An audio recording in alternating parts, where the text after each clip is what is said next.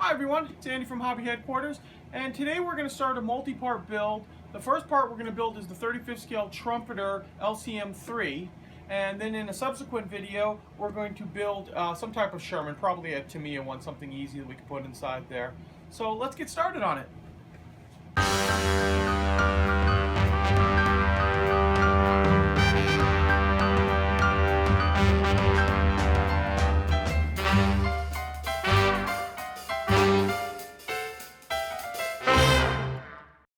I thought I'd take a couple of minutes before we start the build to actually show you the individual sprues that are involved in this kit. It is an earlier kit from Trumpeter 2004, but very nicely done. Very nice detail, and they didn't go crazy on the parts. This looks like something that we can put together fairly quickly.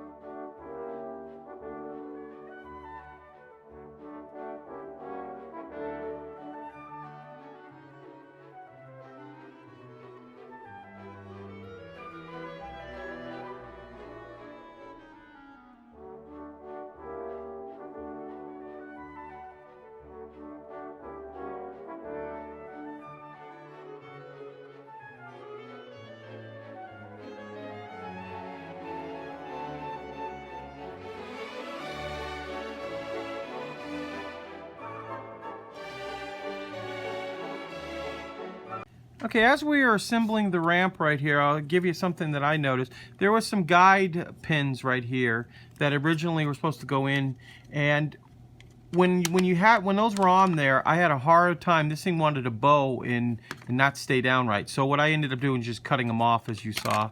You don't have to even sand them down because they're all going to get hidden by this piece. But once you do that, it seemed like the piece fit a lot better.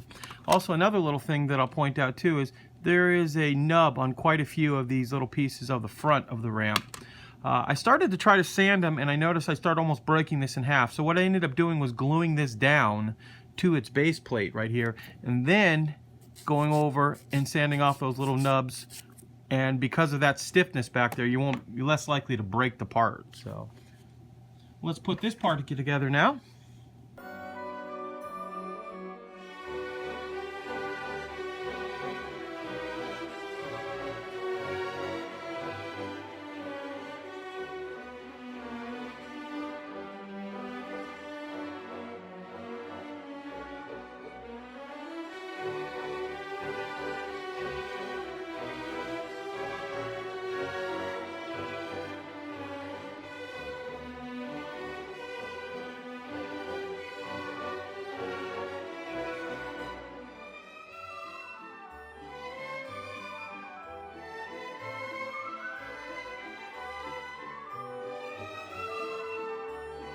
Okay, for attaching the side pieces right here, I find that the paintbrush that comes in the Tamiya glue is just way too small because can't put enough glue on, so I actually went and got a separate paintbrush.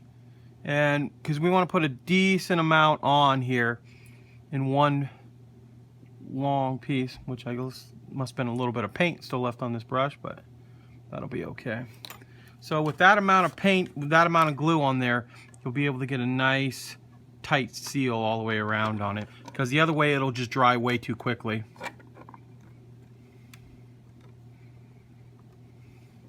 And we'll just let that dry. Okay, I attached the well into the landing craft here. I had to actually use both hands and kind of close to the body, so I wasn't able to film it. It did just pop in, but what we're going to do now is we're going to go around all the edges and we're going to seal with the extra glue to make sure we got a nice strong bond between the two pieces. So we'll go ahead and do that, and then after that we'll go ahead and attach the driving position. So let's take care of that. One other thing I'll point out to you as we read the instructions always have you putting on little bits onto the sides of a lot of things as you go along.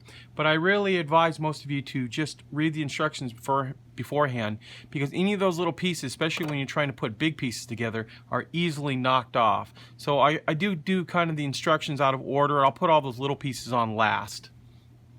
Okay, as we go along doing some of the construction here, the kit calls out that in this little area right here that you're supposed to bend some wire to make these little eyelets right here, or brackets, whatever they are, to keep the rope going through. I found that next to impossible to try to do.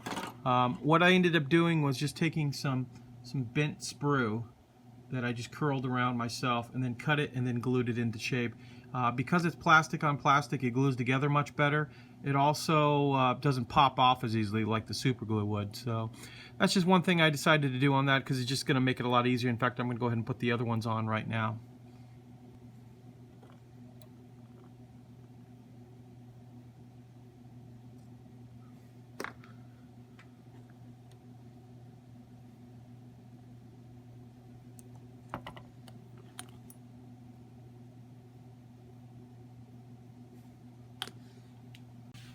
Okay, I've completed the primary amount of construction on the kit. The only thing I went ahead and did was I changed out the barrels to some R&B barrels, the metal type barrels on both the kits. Thought they would look a lot nicer for what they are. Overall, the kit went together really smoothly. No real fit problems or anything like that. The front end, I'll slide it. It's such a big kit, it's kind of hard to keep on camera all at once. The bridge itself was fine. One really difficult thing to do, though, was to thread this rope once you actually assemble these. I ended up having to break it apart to get the actual rope inside of there. So that might be something to consider if you are going to do this kit, to thread it first, then go back and do it. But other than that, once I figured that out, that was kind of minor. So now that we've done all the construction on it, let's get to painting.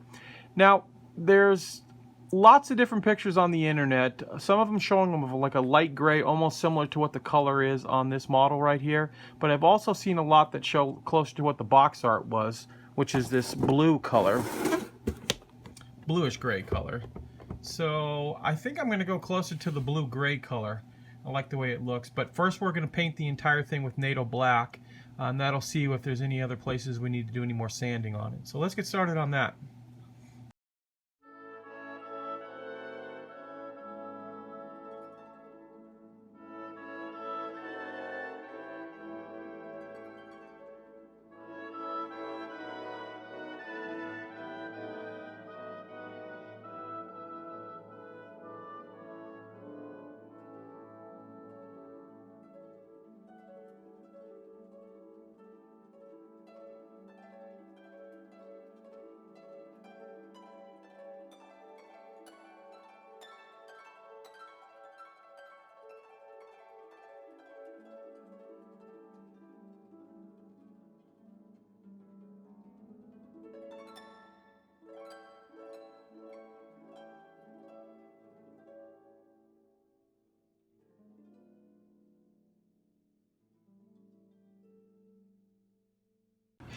I've gone ahead and mixed some paint up that I think is going to be a good match for it.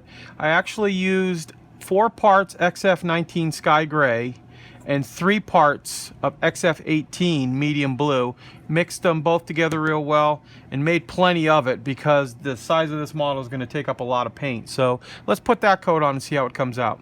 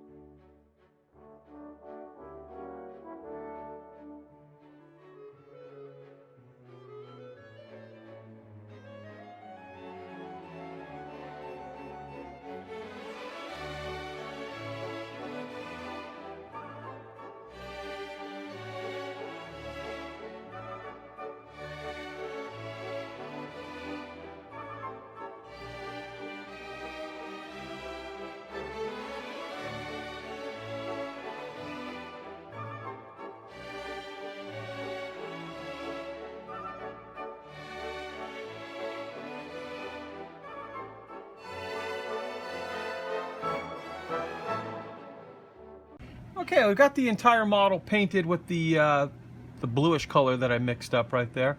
And I actually kind of like it. It looks pretty close to what I saw in most of the pictures online. You also notice too that I didn't go super strong painting all of this. In fact, you can see some of the streaking effects, which is something that it was very prominent in all the pictures I saw from World War II. The paint jobs were really bad and there was a lot of fading in and out of different color paint. So I think the model looks pretty good like that. Now what we'll do is we're going to seal the entire model and then go ahead and start doing some weathering on it. Okay, the next thing we're going to do right now is put the decals on. And in this section coming up right here, I wrinkled up one of the decals, and just to show you what you can do, the best thing you can do is actually get the decal back into the water and try to float it flat again. As long as it's not too messed up, you should be able to get it flat. Use the piece of paper that it was originally on and pick it back up, and you can reapply it.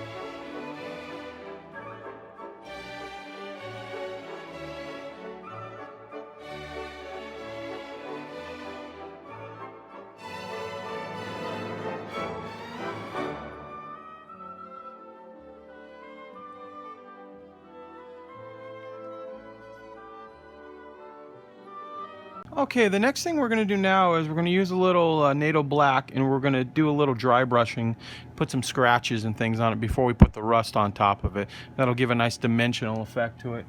So we'll start off hitting areas especially that are going to get a lot of wear and tear.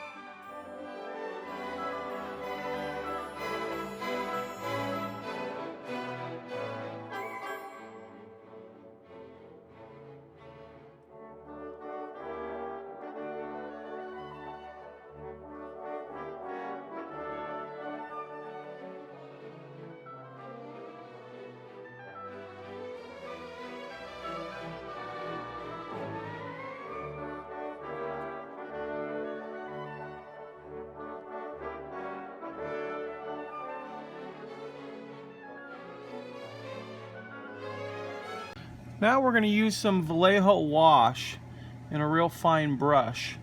And we're going to just start to put some rust stains in this area that just you can imagine would start to get rusty. Around this line right here, around any parts that are sticking up. Especially if you put a lot of dry brushing on them, you can put a little bit of rust right on top of it. Also, these holes where water comes out will start to rust, so we'll take this and kind of just lightly streak it down the side.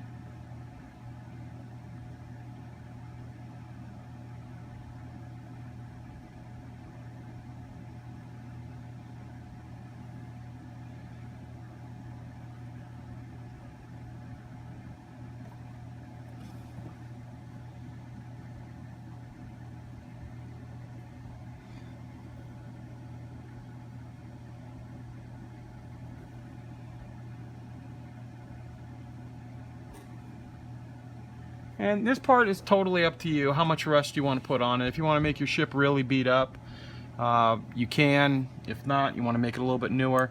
I started actually, before we started filming, I actually started doing this side. I'm kind of liking the way it goes on. Not too many rust stains, but enough to make like the ship was worn. So that, like I said, is totally up to you, how much rust you want to put on it. Also, I started corroding down the center line here too, because all the tanks coming in and out of here and people walking, that's going to mess this up. And I might even actually do a little bit more on down the line here, and a little bit on the back wall and stuff, just slightly where these might be some streaks coming down here. So let's go ahead and do that, and we'll get to the next step. Okay, I've completed up part one of our build here, building the landing craft itself. I finished up all of the rust streaks, and I actually went back after I had done all that, and I had taken my regular paint color and airbrushed some of the highlights inside there to give it a little bit of a contrast. Also put the rope bumpers on, got everything ready to go. I've started building the figures that'll go on this kit. Plus, we'll also in the next video do the Sherman that is going to go inside it as well. And if all things go the way I hope to, I have made a big base right here. Hopefully you can see all of it. That pull back here a little bit. That I plan on, we do the diorama, we'll put the diorama right in here and have the tank coming off on it. So looks like it's a big enough board that'll hold the entire thing. So I appreciate you watching the video, and please stay tuned. There's a lot more coming.